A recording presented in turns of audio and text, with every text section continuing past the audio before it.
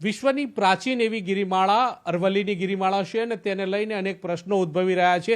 ત્યારે આપણી સાથે પર્યાવરણ એન્જિનિયર મહેશ પંડ્યા છે, તેમની સાથે વાત કરીશું. મહેશભાઈ, અનેક પ્રશ્નો અત્યારે હાલ અરવલ્લીને લઈને ઉદ્ભવી રહ્યા છે, જેને લઈને પર્યાવરણ પર કેટલું જોખમ અને કેટલું સંકટ તમે જોઈ રહ્યા છો?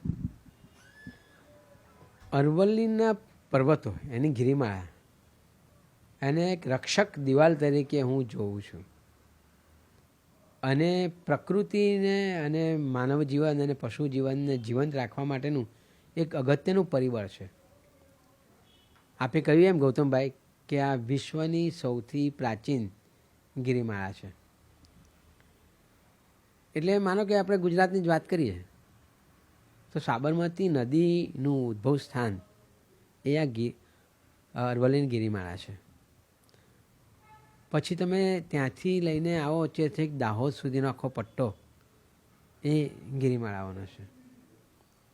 એ ગિરિમાળાની જે તળીટોઈ છે, આપણે શામળાજીને બધા પ્રાચીન મંદિરોને કહીએ, અને ત્યાં જે તળાવોને ભરાય છે, એ તળાવોને એ ઝરણામાંથી આવે છે. એ જે ખડકો હોય, એની જે તિરાડ હોય છે, એમાં પાણી પડે, રિચાર્જ થાય, અને એમાંથી ઝરણા આવે, તળાવો બને છે. આપણી નદી પણ એમાંથી છે. હવે એની પેલી બાજુ તમે જુઓ તો થાર રણ છે રાજસ્થાનનું. હવે જો આ ના હોય અરવલ્લી, અથવા તો ઘટી જાય, એની ઊંચાઈ ઘટી જાય, એની ખોદી લેવામાં આવે, તો એ થાળની રણની રેતી સીધી ગુજરાત તરફ આવે, તો આપણો રણીય પ્રદેશ થઈ જાય. આમે રણીકરણ તો થયું જ છે, આ વધારે થાય તો કૃષિને પણ નુકસાન થાય. અરવલ્લીની ગિરિમાળાઓમાં ગ્રીનરી વધારે છે. અને આપણે યાદ હોય તો 5મી જૂને વડાપ્રધાનશ્રીએ ગ્રીન વોલ જાહેર કરી અને વૃક્ષારોપણો કર્યા. અને પ્રધાનમંત્રી પણ બોલ્યા કે ભાઈ આના જો વનસ્પતિઓ બહુ વધશે તો પ્રકૃતિ માટે સારું છે. આ પ્રધાનમંત્રી આ 5મી જૂનની વાત છે, ત્યાં વૃક્ષારોપણ કરીને ગ્રીન વોલ બનાવવાની વાત કરી. આટલી ગ્રીનરી છે, વરસાદ લાવવામાં પણ મદદરૂપ કરે છે. બીજી બાજુ ગરમ પવનો જે આવે છે ત્યાંથી એ રોકે છે. આ વાત ગુજરાતની થઈ. તમે આગળ જાઓ તો દિલ્હીમાં અત્યારે AQIનું પ્રમાણ વધી ગયું છે, જેની સંસદમાં પણ ચર્ચા થઈ, સુપ્રીમ કોર્ટે પણ ચિંતા વ્યક્ત કરી.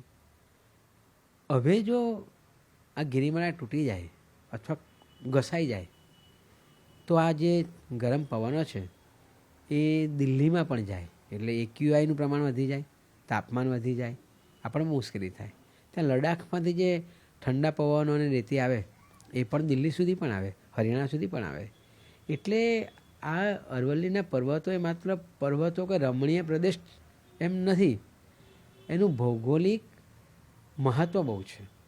એટલે પાણીના સ્ત્રોત મુખ્ય તમે જુઓ ને કે તમારું સરિસ્કાનું અભયારણ્ય એ ત્યાં છે, અને જંગલી પ્રાણીઓ પણ છે.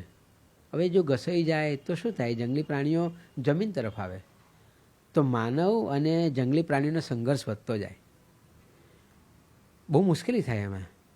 એટલે વરસાદ અનિયમિત થાય, તમારો નદીઓ સુકાઈ જાય, ઝરણા સુકાઈ જાય, તળાવો ના બને. એટલે માનો કે માઇનિંગના લીધે સરકાર વિસ્થાપિત ના પણ કરે ગામોને, પણ એ ગામોએ જાતે વિસ્થાપિત થવું પડે વળતર વગર. કારણ કે પરિસ્થિતિનું નિર્માણ એવું થશે કે એ લોકોએ જગ્યા છોડવી પડે. પાણી નહીં હોય, ખેતી નહીં હોય તો શું કરશે? એટલે અરવલ્લીની ગિરિમાળાઓ છે, કુદરતી રીતે આપણને કુદરતે આપેલું એક રક્ષા કવચ છે. અને ગુજરાતમાં આમ જોવા જઈએ તો આનાથી કેટલું નુકસાન થઈ શકે છે, અને રાજસ્થાનમાં કેટલું નુકસાન થઈ શકે છે? રાજસ્થાનમાં તો ઘણું નુકસાન થાય, કારણ કે અરવલ્લીની ગિરિમાળાઓનો લગભગ મહદ હિસ્સો એ રાજસ્થાનમાં છે. હરિયાણામાં તો એની પૂંછ છે, દિલ્હીમાં ને ત્યાંથી શરૂ થઈને મુખ્ય આખો અરવલ્લીનો પર્વત એ ગિરિમાળાઓ એ રાજસ્થાનમાં છે. એટલે એ રાજસ્થાનના લોકોનું જીવન નિર્વાહ, આપણે સ્વાર્થી છીએ. હું માનવની વાત કરું માત્ર, તો માનવનું જીવન નિર્વાહ રાજસ્થાનમાં એ અરવલ્લીના પર્વતો છે. અને એ જો નહીં બચે અથવા ઘસાઈ જશે તો રાજસ્થાનના લોકોને મોટું નુકસાન થાય. એટલે એ વિચારવા જેવું છે. અને રાજસ્થાનને ગુજરાત અડીને આવેલું છે, એટલે રાજસ્થાનનું નુકસાન થાય તો એ લોકો સ્થળાંતર થઈને ગુજરાતમાં આવવાના, તો ગુજરાતમાં પણ વધવાનું. એ લોકો ગુજરાતમાં આવે તો શહેરીકરણ વધે, અને ગુજરાતની પણ સરહદના લોકો જે છે અરવલ્લીની તળેટીના, એ લોકોની પણ જીવન નિર્વાહ છીનવાઈ જાય તો શહેરી તરફ આવે તો શહેરી ગરીબી વધે અને શહેરી ગરીબી શું વધે એના પ્રશ્નો તો આપણે વેઠી રહ્યા છીએ, ભોગવી રહ્યા છીએ.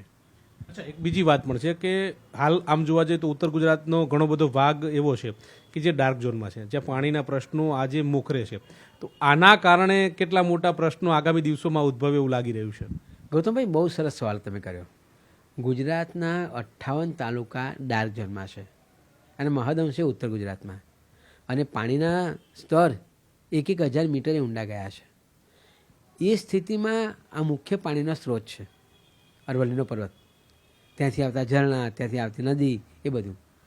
હવે આમ બી આપણે પાણીની અછતમાં છીએ, રણીકણ થઈ ગયું છે, અને એમાં જો એ પર્વતો ઘસાઈ જાય, કપાઈ જાય, તો ગુજરાતને સામાજિક આર્થિક બહુ જ મોટું નુકસાન થાય એવી ભીતિ છે. અચ્છા, 100 મીટરની વાત કરવામાં આવે છે, એને લઈને પણ કેટલી ભીતિ જોવામાં આવી રહી છે? મોટાભાગની, કારણ કે ફોરેસ્ટ સર્વે ઓફ ઇન્ડિયાએ જ્યારે અભ્યાસ કર્યો, લગભગ 12,000 જેટલા પર્વતોનો અભ્યાસ કર્યો, તો એમાં 1,000થી ઓછા પર્વતો 100 મીટરની ઊંચાઈથી છે. એટલે એમ કહેવાય કે 8.7% જ પર્વતો એ 100 મીટર થી ઉપર છે, બાકીના 100થી નીચે છે. એટલે 90% 100 મીટરની જો વ્યાખ્યા જે બાંધી છે એને ગણવામાં આવે તો 90% અરવલ્લીના પર્વતો એ વ્યાખ્યામાંથી બહાર નીકળી જાય છે. અચ્છા, બીજી વાત એવી છે કે વન્ય જે સૃષ્ટિ જે છે એ ઇનબેલેન્સ થાય એવું પણ એક ભય સતાવી રહ્યો છે. એમાં કેટલું સંકટ તમે તોડાઈ રહ્યું છે એવું માનો છો કે જોઈ રહ્યા છો? બિલકુલ ગૌતમભાઈ, કારણ કે એ વન્ય જીવોનું નિવાસસ્થાન છે. વિજ્ઞાનની પરિભાષામાં કહીએ તો એ habitat of the wild life છે. હવે એ જો જંગલો નહીં રહે ત્યાંના અને ઘસાઈ જશે માઇનિંગના લીધે, તો સ્વાભાવિક છે કે ત્યાંના શાકાહારી અને માંસાહારી બંને પ્રાણીઓ એ માનવ વસ્તી તરફ આવવાના, તો સંઘર્ષ વધવાનો, એ બહુ મોટી મુશ્કેલી છે. અચ્છા, આનું મોટું માઇનિંગ થાય તો આપણે જે વન્ય ઔષધિઓ છે એને પણ ખોવાનો વારો આવે.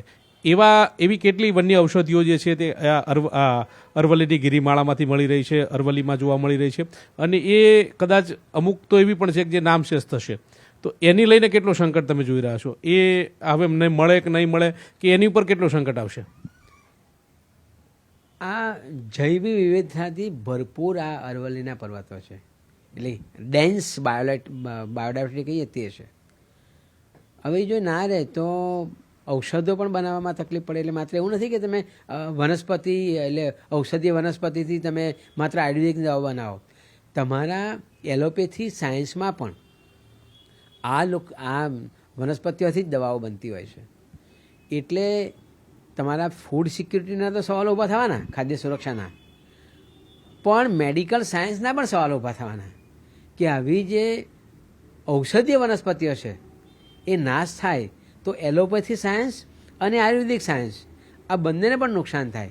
એટલે એ પણ બહુ મોટો માર પડવાની શક્યતાઓ હું જોઉં છું. અને બીજું તમને કહું ગૌતમભાઈ, જ્યારે અહીંયા કોવિડ ચાલતો હતો એ જ વખતે 2019માં યુનાઇટેડ નેશન એન્વાયરમેન્ટલ પ્રોગ્રામે એક રિપોર્ટ જાહેર કરેલો, અને રિપોર્ટમાં યુએનઈપીએ કહ્યું કે બાયોડાયવર્સિટી જો ઘટી જશે તો વાયરસોના પ્રમાણના જે રોગો છે એ વધી જશે.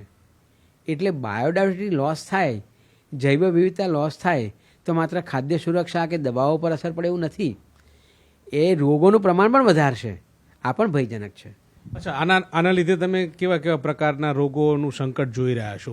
કારણ કે આમ જોવા જઈએ તો આ પ્રાચીન ગિરિમાળા છે અને આનું ખૂબ પ્રાકૃતિક દ્રષ્ટિએ પણ ખૂબ મહત્વ છે, સાંસ્કૃતિક દ્રષ્ટિએ પણ ખૂબ મહત્વ છે, કારણ કે આદિવાસી પટ્ટો પણ છે, આદિવાસી સમુદાયનો ત્યાં મૂળ વસવાટ પણ ગણવામાં આવી રહ્યો છે, અને રાજસ્થાન અને ગુજરાતને જોડતું છે. એટલે કે 34 જિલ્લાઓ જે છે એ આખી આ ગિરિમાળાની વચ્ચે આવેલા છે. તો એમાંથી લગભગ 15 જેટલા જિલ્લાઓ રહેશે. એટલે એને લઈને કેવું સંકટ છે? રાજકીય સંકટ પણ વધવાનું, કારણ કે તકરારો થવાની.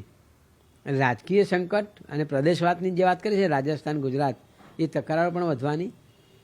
અને બીજું જે તમે વાત કરી ને રોગો કયા વધે, હવે રોગો તમારે એ અરવલ્લીના પર્વતો ઘસાઈ જાય, કપાઈ જાય તો ગરમ પવનો તમારે આવવાના, ભૌગોલિક પરિસ્થિતિ બદલાઈ જવાની તમારી, વરસાદ નહીં આવે,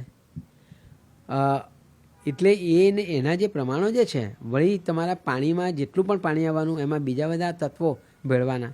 જેમ કે ઉત્તર ગુજરાતમાં ફ્લોરાઇડની સમસ્યા છે, તો ફ્લોરાઇડને પ્રકારના રોગો જેવા અસંખ્ય એવા તત્વો પણ ભરવાના, તો આપણને કલ્પ્યા નહીં હોય એવા રોગો પણ થવાના. અને શ્વસન ક્રિયામાં બહુ મોટી મુશ્કેલી થવાની કે ધૂળ ઉડવાની, એટલે શ્વસનને લગતા રોગો પણ થવાના. માત્ર ગુજરાતમાં નહીં, રાજસ્થાનમાં, હરિયાણામાં અને દિલ્હી ત્રણમાં, NCR દિલ્હીમાં પણ થવાના. અચ્છા, આનો ઉકેલ શું? ઉકેલ એક જ છે કે પ્રકૃતિનું જતન કરો. એના જે રક્ષક દિવાલ ગણી છે આપણે, એટલે તમે અત્યારે એને વ્યાખ્યાયિત એટલે કરવામાં આવી કે સરકારે એક સરસ વાક્ય આપ્યું, રાષ્ટ્રીય સુરક્ષા અને ઉર્જા પરિવર્તન માટે આ કરીએ છીએ. હવે રાષ્ટ્રીય સુરક્ષા ક્યાં આવી? તમારો એ દિવાલ જે છે કુદરતી દિવાલ એ તૂટી જાય તો રાષ્ટ્રને ઉલટાનું નુકસાન થાય. ઉર્જા પરિવર્તન એટલે કહ્યું છે સરકારે કે પેરિસ એગ્રીમેન્ટમાં ભારત સરકારે એવું સ્વીકાર્યું છે કે ભાઈ અમે ફોસાઇલ ફ્યુઅલ એટલે કોલસા આધારિત વીજળી નહીં વાપરીએ, અમે સોલર વાપરીશું. લિથિયમ ત્યાંથી મળે છે. એટલે ઉર્જા પરિવર્તન માટે લિથિયમ લેવા માટે તમારે પર્વતો ખોદી કાઢવાના. એટલે તમે આ તો ઉલમાંથી ચૂલમાં પડવા જેવું થાય. સાદી ભાષામાં કહીએ તો વાળકીનું દૂધ ઠીકરીમાં લેવાની વાત છે આ.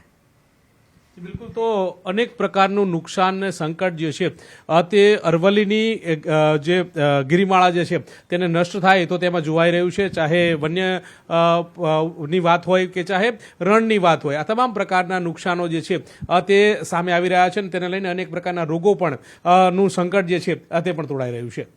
નિલેશ સાથે ગૌતમ શ્રીમાળી, ન્યૂઝ 18 ગુજરાતી, અમદાવાદ.